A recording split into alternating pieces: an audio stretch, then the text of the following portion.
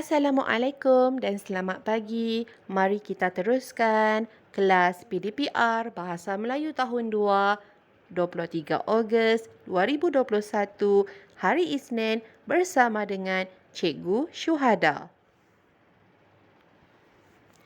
Baiklah murid-murid, pada hari ini kita akan teruskan unit 17 yang bertajuk Kebersihan Alam Tanggungjawab Bersama. Pada hari ini kita akan belajar tentang sumber-sumber alam dan tanggungjawab kita dalam menjaga sumber alam ini. Arahan kepada semua murid sebelum kelas bermula. Pertama, murid perlu sediakan buku teks Bahasa Melayu Jilid 2. Yang kedua, murid perlu sediakan buku tulis Bahasa Melayu penulisan yang berwarna hijau dan panjang. Jika terdapat murid yang tidak mempunyai buku ini, murid boleh menggunakan mana-mana sahaja buku Bahasa Melayu yang ada. Yang ketiga, murid perlu sediakan modul minggu 27 dan akhir sekali, cikgu mohon kerjasama ibu bapa untuk mengisikan kehadiran anak bagi kelas hari ini di pautan Google Form. Baiklah murid-murid, kita teruskan kelas kita dengan tajuk yang pertama iaitu Menjaga Alam pada muka surat 29.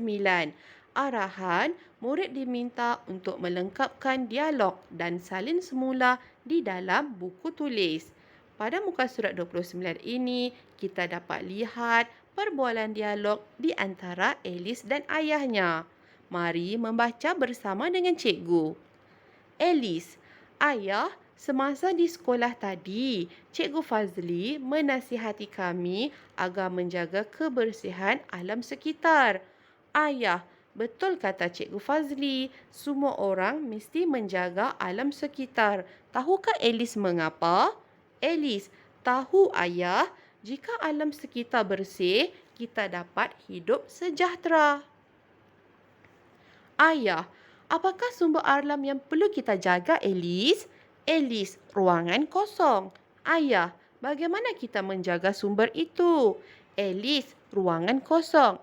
Baiklah murid-murid, pada kotak yang berwarna hijau, cikgu telah sediakan dua pilihan jawapan. Murid-murid perlu memilih mana jawapan yang sesuai untuk diisikan di ruangan kosong dalam petikan dialog. Murid-murid, pada tajuk ini kita belajar terdapat pelbagai sumber alam seperti sumber air laut, air sungai, hutan, udara dan lain-lain lagi. Kita perlu menjaga sumber-sumber alam ini agar tidak tercemar untuk kesejahteraan hidup kita. Murid-murid, mari beralih ke tajuk yang kedua pada muka surat 30 iaitu jadikan amalan. Pada muka surat ini, kita akan membaca 4 rangkap pantun. Arahan kepada semua murid, murid diminta untuk menyalin semula pantun dan maksud pantun yang betul di dalam buku tulis. Mari membaca bersama dengan cikgu. Pantun yang pertama. Pergi ke pekan membeli lada, lada ditimbang berat sekati.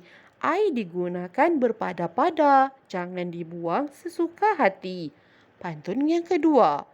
Pasang pelita di tepi tangga, nampak menarik cahaya terang. Marilah kita jimatkan tenaga, bil elektrik dapat dikurang. Pantun ketiga. Mari mencari buah keranji, buah berangan juga bidara. Berkongsi kereta, amalan terpuji, dapat hindari pencemaran udara. Dan pantun yang keempat, pokok pegaga daunnya banyak, tanam selasih di bawah para. Jimatkan tenaga, air dan minyak, alam bersih, masyarakat sejahtera. Baiklah murid-murid, setelah kita membaca 4 rangkap pantun sebentar tadi, mari kita lihat pula maksud bagi pantun tersebut. Pada paparan ini, cikgu telah sediakan 4 maksud pantun. Maksud yang pertama, Amalan jimatkan tenaga dapat mengurangkan bil elektrik rumah. Yang kedua, kita mesti berjimat menggunakan air. Yang ketiga, amalan berkongsi kereta dapat mengurangkan pencemaran udara. Dan yang keempat, aktiviti rekreasi dapat menjimatkan sumber dan menjaga alam. Baiklah murid-murid, keempat-empat maksud pantun ini, murid-murid perlu isikan di dalam jadual dalam paparan yang seterusnya.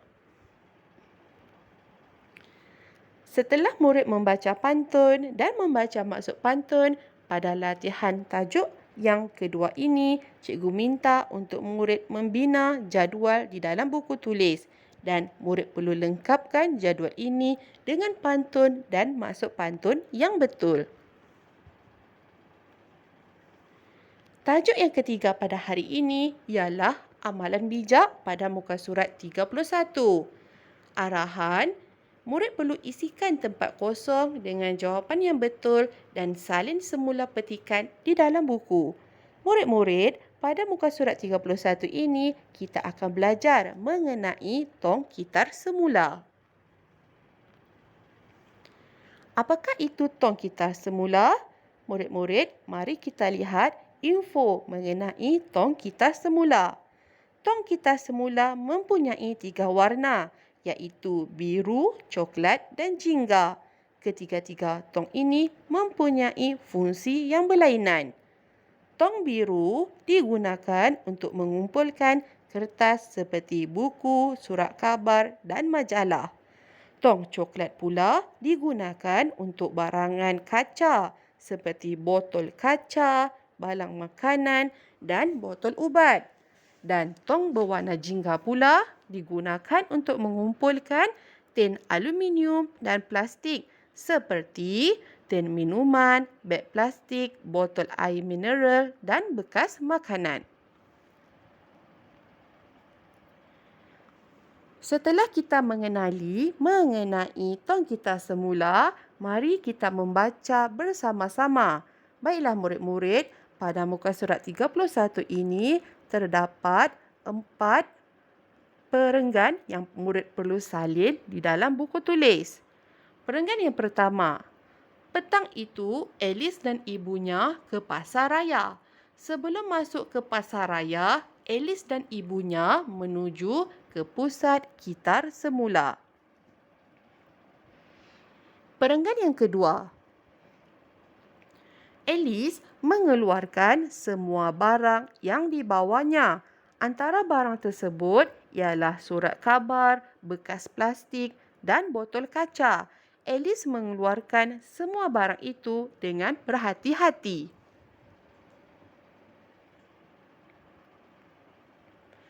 Perenggan yang ketiga, Alice memasukkan surat khabar ke dalam ruangan kosong.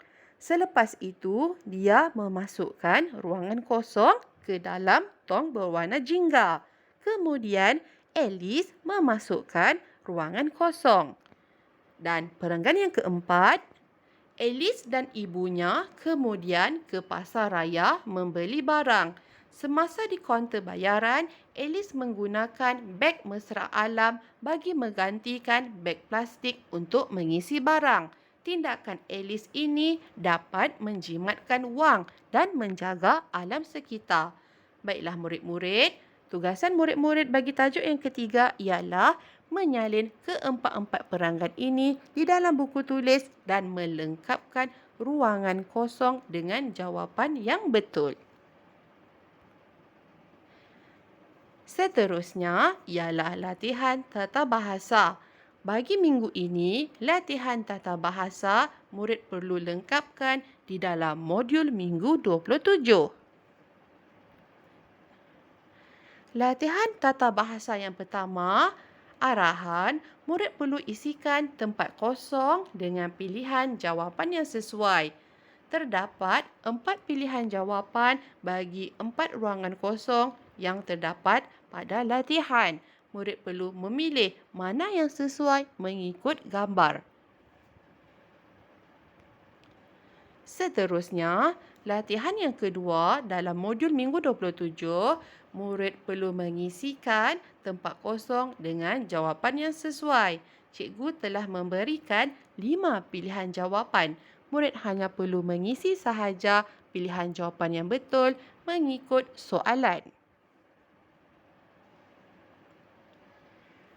Baiklah murid-murid, demikian sahaja PDPR kita pada hari ini. Pada hari ini, terdapat 3 latihan yang perlu disalin di dalam buku tulis. Pada hari ini juga, terdapat 2 muka surat latihan modul minggu 27 yang perlu disiapkan. Mohon kerjasama sekali lagi ibu bapa untuk mengisikan kehadiran anak di dalam pautan Google Form. Yang keempat, murid juga tidak perlu terburu-buru dalam melengkapkan tugasan. Laksanakan tugasan mengikut kesesuaian masa masing-masing.